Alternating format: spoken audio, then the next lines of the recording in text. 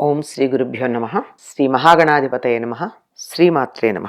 ఇంట్లోంచి negative energy పోవాలంటే ఏ దేవతల ఫోటోలు పెట్టుకోవాలి? మనకంతా ఆబ్జెక్టివ్ టైప్ పరీక్షా పత్రాలకి సమాధానాలు రాయడం అలవాటైపోయి ఒక్క మాటలో సమాధానాలు కావాలి, అలాగే ఒక్క పని చేస్తే ఎంతో ఫలితం కావాలి అని కోరుకోవడం జరుగుతూ ఉంటుంది.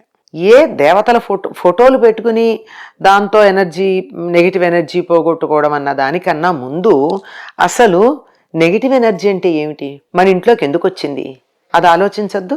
అసలు రాకుండానే ఉండే ప్రయత్నం చేస్తే ఎంత బాగుంటుంది? ఎందుకు వస్తుందో తెలిస్తే కదా మనం రాకుండా ఉండడం చేస్తాం. ఎక్కడ నెగిటివ్ ఎనర్జీ ఉంటుంది అంటే ఇంట్లో చెత్త చెదారం చేరినప్పుడు, బూజులు వేలాడుతున్నప్పుడు, ఇంట్లో వాళ్ళు ప్రతిదానికి దెబ్బలాడుకుంటున్నప్పుడు, ఎప్పుడూ ఏడుస్తూ ఉన్నప్పుడు, ఎవరు సంతోషంగా లేనప్పుడు, ఇంట్లో తను తప్ప పరాయి వాళ్ళెవరు భోజనం చెయ్యకుండా ఉన్నప్పుడు, ఇటువంటి సందర్భాల్లో నెగిటివ్ ఎనర్జీ ఉంటుంది. ముందవి లేకుండా చూడండి. ఇల్లు శుచిగా ఉంచుకోండి, కళకళ్ళాడుతూ ఉంచండి, బూజులు వేలాడకుండా చూడండి, చెత్త సామాను పేరుకోకుండా చూడండి, చెడ్డ మాటలు మాట్లాడకండి, చెడు ఆలోచనలు చెయ్యకండి, దెబ్బలాడుకోకండి. వీలైనంత వరకు చిరునవ్వుతో ఉండే ప్రయత్నం చెయ్యండి. ఇది చేసే ఇంట్లోకి నెగిటివ్ ఎనర్జీ రావడం కష్టం, రాదు. అయినా జనరల్గా అక్కడ తయారవదు, అది రాదని కాదు, ఆ ఇంట్లో తయారవదు ఇలా ఉంటే. కానీ అప్పుడప్పుడు వస్తుంది. ఎట్లా వస్తుంది?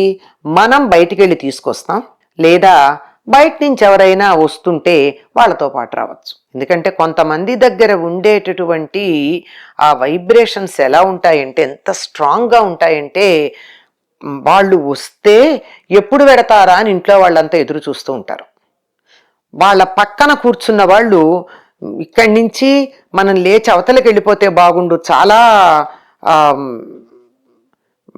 భయంగా ఉంది, చాలా తట్టుకోలేకపోతున్నాం అనిపిస్తుంది. అటువంటి నెగిటివ్ ఎనర్జీ ఉన్నవాళ్ళు ఎక్కువసేపు గనక మన ఇంట్లో ఉంటే నెగిటివ్ ఎనర్జీ ఉండే అవకాశం ఉంది. లేదా మనం వెళ్ళకూడని చోట్లకి వెళ్ళి చెయ్యకూడనటువంటి పనులు చేసి ఉండకూడని వాళ్ళ దగ్గర చాలాసేపు ఉండి వస్తే వాళ్ళతో పాటు మనతో పాటుగా అక్కడి నుంచి వచ్చే నెగిటివ్ ఎనర్జీ మన ఇంట్లో ప్రవేశిస్తుంది. అంటే ఇంత తీవ్రమైన నెగిటివ్ వైబ్రేషన్స్ ఉన్న వాళ్ళ దగ్గర చాలాసేపు కూర్చొని వస్తే, లేదా ఏ శ్మశానాలకు వెళ్ళొస్తే, లేదా ఇంకా చెప్పకూడని ప్రదేశాలు, పేర్లు చెప్పకూడదు, అటువంటి చోట్లకి వెళ్ళొస్తే, చెడ్డ మాటలు మాట్లాడితే, అటువంటి సందర్భాల్లో అక్కడి నుంచి కొంత నెగిటివ్ ఎనర్జీ ఇంటికి వచ్చే అవకాశం ఉంది. ఇలాంటివి రాకుండా ఉండాలి అంటే ముందుగానే కాళ్ళు కడుక్కుని లోపలికి రావడం అలవాటు చేసుకోండి, సగం పోతుంది. ఇలాంటి చోట్లకి వెళ్ళొచ్చిన వెంటనే ఆ బట్టలు విప్పి పక్కన పెట్టేసేయండి, స్నానం చేసేయండి, సగం పోతుంది. అయితే ఇంకోళ్ళు వాళ్ళు తీసుకొచ్చి మన ఇంట్లో వదిలిపెట్టిన ఉంటాయే, అవి పోవాలంటే ఏం చెయ్యాలి? అసలు రాకుండా ఉండే పద్ధతి చెప్పాను. వచ్చినవి పోవాలంటే ఏం చెయ్యాలి అంటే, అసలు ఏ దేవతా చిత్రం ఇంట్లో ఉన్నా నెగిటివ్ ఎనర్జీ ఉండదండి. ఏ దేవత సంబంధించిందైనా, రాముడు కావచ్చు, కృష్ణుడు కావచ్చు, వినాయకుడు కావచ్చు, హనుమంతుడు కావచ్చు, శివుడు కావచ్చు, అమ్మవారు కావచ్చు, ఇష్టమైన దైవం ఎవరైనా సరే, ఒక దైవం యొక్క చిత్రం అక్కడ ఉంది అంటే ఆ దైవాన్ని అది బొమ్మలాగా, ఒక ఆర్ట్ పీస్ లాగా, ఒక డెకరేటివ్ పీస్ లాగా కాక, ఆ రూపంలో మన దైవం ఉన్నాడు అని మనం నమస్కారం చేసుకునేటటువంటి రూపంతో ఉన్న చిత్రం ఏదైనా ఉన్నట్టయితే అది ఎటువంటి నెగిటివ్ ఎనర్జీని లోపలికి రాకుండా చేస్తుంది. ఎందుకంటే దేవుడు ఉన్న చోటికి కూడా వస్తుందా నెగిటివ్ ఎనర్జీ? దేవుడున్న చోటికి దెయ్యం రావచ్చు కొంచెం దూరం వరకు, హాని చేయకుండా ఉండే వరకు. ఎందుకంటే అటువంటి చోట్లకి ఎక్కువ కూడా వస్తాయి దెయ్యాలు లాంటివి. తమకి ఉన్నటువంటి ఈ స్థితి పోవాలి అంటే ఆ దైవ సాన్నిధ్యమో, దేవతల పూజలు చేసేవాళ్ళు వాళ్ళ సమీపంలో ఉంటే అక్కడి నుంచి వచ్చేటటువంటి వైబ్రేషన్స్ వల్ల తమకేదో ఇంతో అంతో ఈ దురదృష్టకరమైనటువంటి రూపం ఉందే, ఇది పోవడం మొదలవుతుంది, తగ్గుతుంది అనే భావనతో వస్తే రావచ్చు కూడా. కానీ ఎప్పుడైతే ఆ దేవతల చిత్రాలు ఉన్నాయో లోపలికి భూత ప్రేత పిశాచంబులన్నీదు వాలంబునం జుట్టి అని హనుమంతుడు గురించి చెప్తూ ఉంటారు. ఆయన తోకతో చుట్టి అలా గిలగిలా తిప్పి అలా పడేస్తాడట. దగ్గరికి రావు.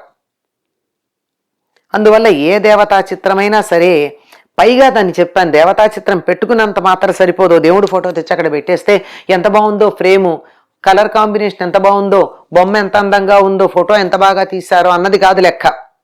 దాంట్లో నువ్వు దేవుణ్ణి చూస్తున్నావా లేదా అన్నది ప్రధానం. అది ఒట్టి ఫోటోనా, అది నీ దైవమా? నువ్వు దైవంగా భావించుకుని గనక ఉన్నట్టయితే తప్పనిసరిగా ఏ దేవతా చిత్రం ఉన్నా కానీ అక్కడికి నెగటివ్ ఎనర్జీ రాదు.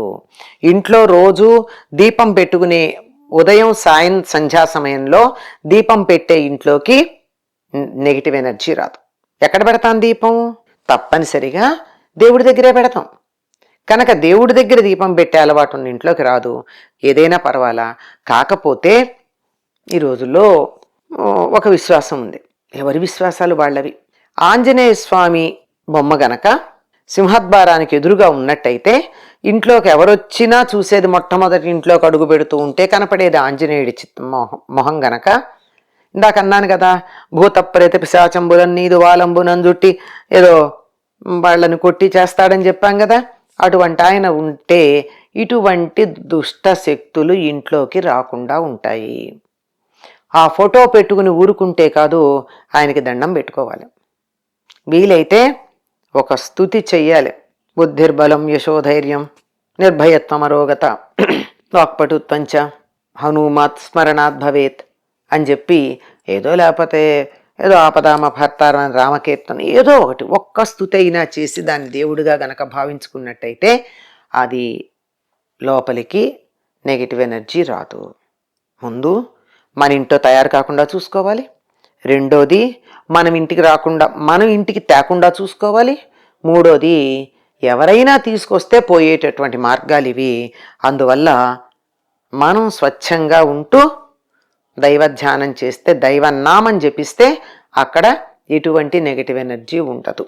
ఏ చిత్రమైనా పర్వాలేదు, కానీ ప్రధానంగా హనుమంతుడి గురించి చెప్పుకుంటూ ఉంటారు. ఎందుకంటే ఇందాక నేను చెప్పానే, హనుమంతుడికి సంబంధించినటువంటి దండకంలో ఉన్నటువంటి మాట.